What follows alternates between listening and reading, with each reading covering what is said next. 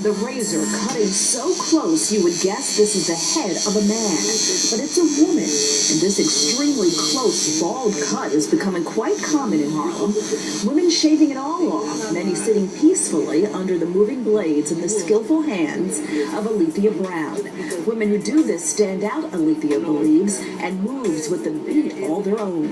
There is a certain rhythm that comes with that energy coming from a woman who's bold enough or confident enough. There wasn't a bold attempt initially, but it was more liberating. And then it became bold because of the responses and reactions that we get while we're out and about. Aleathia is at the center of a movement she calls Unveiled, Unlocked, Bare Elements. She even hosts an internet radio show live on Sundays from 1 to 2, Bare Elements, UnveiledUnlocked.com. And this is a rehearsal for a play on the subject of women who bear it all. What's happening is becoming more and more appealing.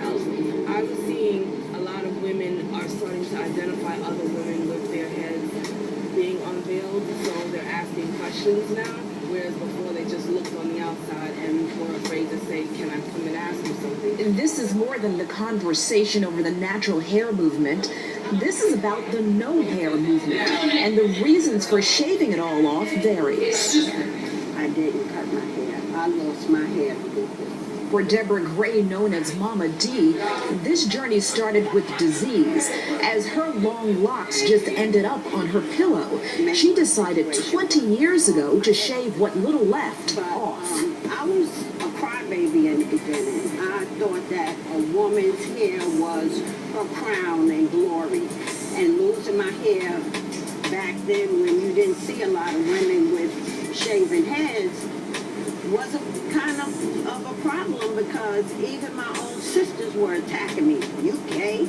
Why are you wearing your hair like that? You know, not even thinking that this could be a health issue or it could be by choice. I don't know exactly when it happened, but somewhere along history, it became the defining point for us. Michelle Ivy considers herself a hair historian and often studies black women in hair. Born in St. Martin's in the Caribbean, she remembers when everyone was natural, not even a relaxer. She senses a sea change in Harlem and Unveiled Unlocked, excuse the pun, right at the cutting edge. And I think Unveiled Unlocked, we as women, and we're going out into the community and showing them that it's okay. You know, it's all right. Come on out. You know, take off the wig, take off the weave. You know, it's all right. And they say many are doing just that. Economically, it could be a woman who's figured out that the maintenance of the hair was too costly, and over time she decided to free herself of the burden of expense. Sometimes it's the burden of time, if you have a family, if you have a business, and sometimes you just want to start all over again from whatever chemicals or colors you've been putting in your hair. So it's a new beginning. For 25-year-old Robin Baxter, a visual and performing artist known as B, her hair arrival has come after a very long, very convoluted, but very common black hair trip, starting when she decided to perm her hair. But I was more of a braids kind of girl. And at some point, I was like, what's the point of me perming my hair if I'm just going to put it back in braids anyway? I got box braids, you know, just like I always do. When I took them out, most of my hair fell out. And I was like, oh, crap. So it's like, for the most part, all of the permed hair on the back and the middle came out, and it was just the front that was kind of left, and it was kind of this bang thing. So it was like, okay, so we're just going to figure out what to do with this now. Still not settled on a style, Robin grew a small afro. Then she chose twists. So one time, I left them in a little too long. Like one winter, early 2000, I left them in too long, and parts of my hair started to lock, and I didn't want that.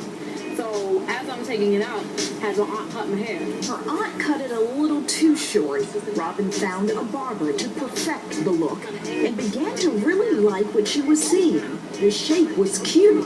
Kind of like mohawk slash Gumby slash something else, because the shape was different from a regular Gumby. It wasn't square at all. Like, it was like kind of this way, except the edges were all rounded. So when it went up and it angled up, the edges were all rounded, so it had a softness to it. Which brings us to today. She wears some hair on top, but not for long. Robin's plans are to shave the top of her hair off too. But Aleathia won't have the honors. That will go to the one Robin decides to marry. That whomever I chose as my life partner, he would shave my head at the ceremony. Yes, she plans to finish off her nearly bald look during her wedding ceremony. You know, having your face exposed like that all the time where there's not something blocking you, you truly have to own 100% of who you are. 100% of your face and just be comfortable with it. And in this society of hair obsession, what do men think of women with absolutely no weave, wig, clip-ons, extensions, braids, dreads, curls, mohawks? No hair.